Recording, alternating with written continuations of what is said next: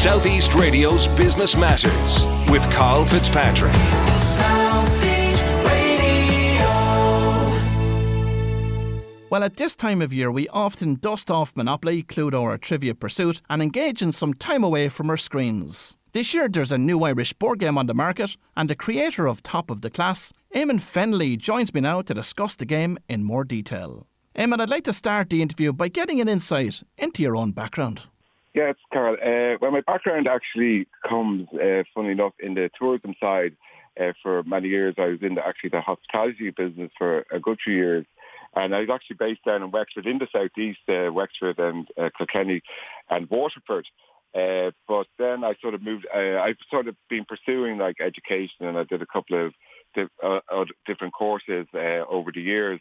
And I moved into an online hotel booking business there back in 2010 called hotelsin1.com, which I was involved in for approximately about 8 years.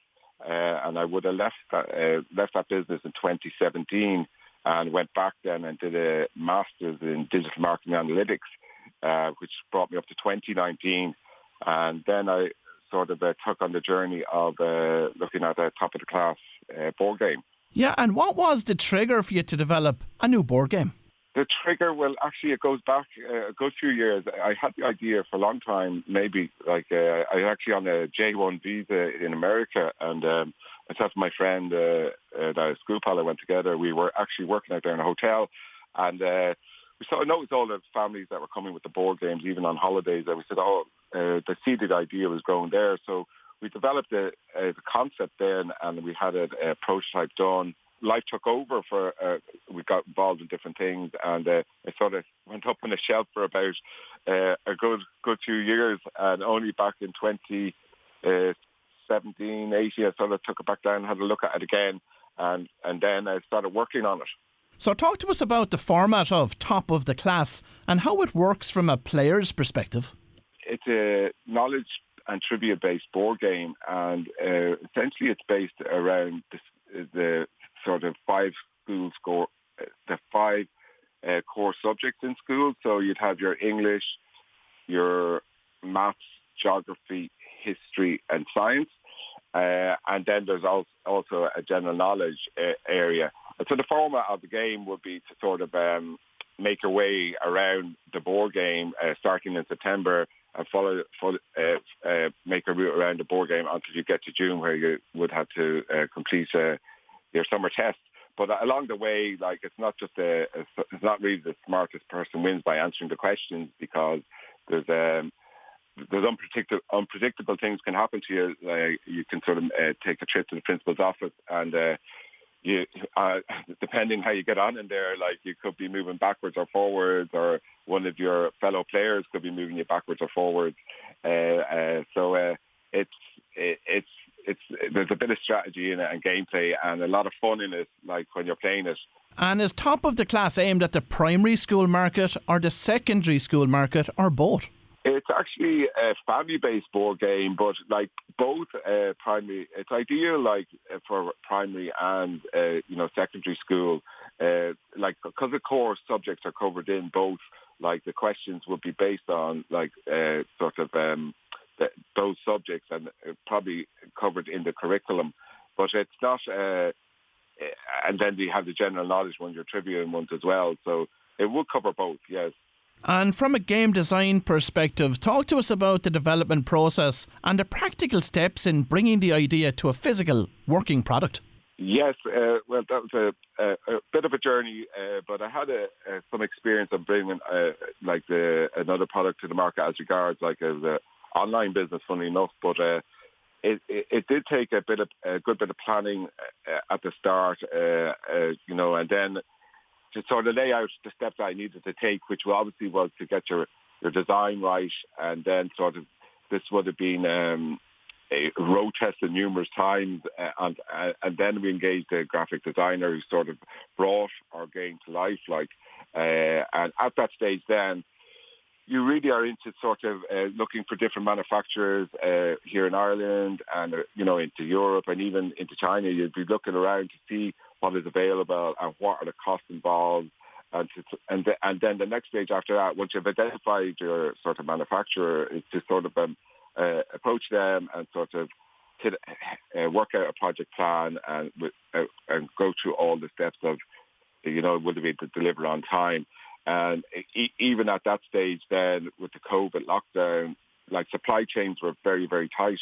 And, it's hard to get stuff done. And as a small company, it's hard to get noticed by big manufacturers. But thankfully, Cartamundi in Waterford were very helpful for us. And they sort of... They looked at the game too, and they said yes, they're happy to sort of manufacture it for us, and they've done a great job for us. And what process did you follow in actually designing the game and refining the prototypes? The process I followed, like initially, it actually went back to a kitchen table where we actually drew it out, and we had physically drew it out on the table, large A1 piece of paper, and drew it out, and we sort of made up the questions, and we had our dices, and we had everything going, and we did play it hundreds of times, and then to sort of work out what was working well and what wasn't working so well, and then some stuff that wasn't working too well got removed, and then we added in other elements that brought the fun part to the game, which and there afterwards we would have set that out and got like different people to play it and see what they thought and if it was working well. The next stage after that was just prototype done and, a mock-up completed, and which we're able to do with our designer, Mark Goggin from NG Creative. He did a mock-up to it, which brought it to life at that stage. But even at that stage then, we still had to refine it until we were sort of very happy with it and how it was working. And once you have your design files together, and you have identified your manufacturer, it's just a simple step then. Well, it's not a simple step. There's a couple of steps of you submit it to your manufacturer, and they will go through the sort of quality checks that need to be taken, and how it would work on a printing press, and even the sizes of dices, are they after the correct size, and everything like that. So, and then only at then it comes back to you, where as a business you have to look at it and to sign off and let it go into production. Now, there are a lot of competing products on the market right now. So in the run-up to Christmas, how are you setting the game apart? Yeah, that's a good question too, Carl. We only got our product fully manufactured and in our hands, I would say, in July of this year. So our first step there's a couple of channels to the market that we were looking at.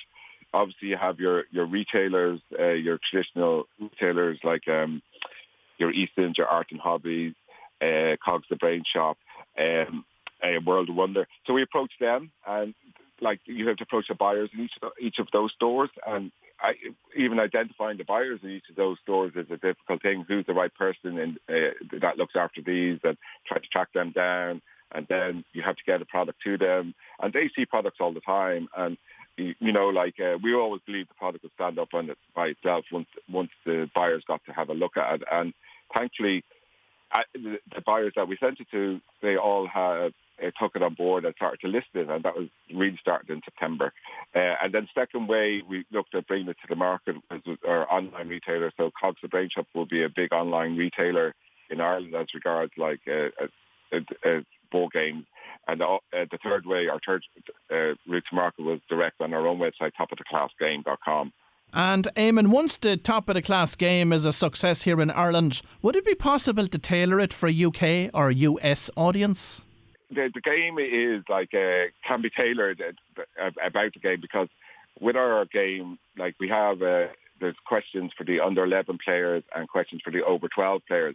But what we've done with the game is that we've sort of within those questions, the sort of 30 to 40% of each subject area are sort of tailored towards, say, Ireland. So, your Ireland history or geography or your sporting ones will be tailored for Ireland. So, similarly, in the UK, it can be done to sort of tailored questions that way. Or similarly in the US or Canada, it all can be done. But the whole functionality and playability of the board game wouldn't change. It's just essentially tailoring the questions, and then it can be adapted to any sort of location around the world, essentially. But like obviously the UK would be our nearest neighbour, like, you know. And Eamon, finally, have you any other further board game concepts in mind which might be a successor to Top of the Class?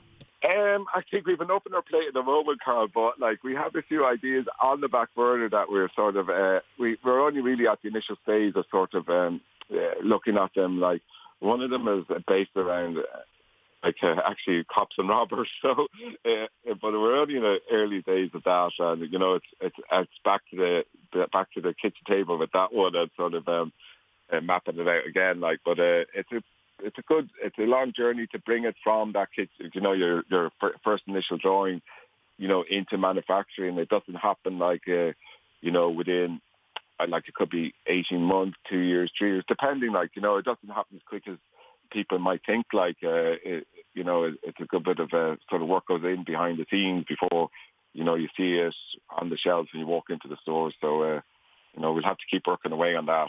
Well, if you've just tuned in, that was Eamon Fennelly, the co-creator of the Top of the Class board game, and I would like to wish Eamon every success with the game. Southeast Radio's Business Matters with Carl Fitzpatrick. South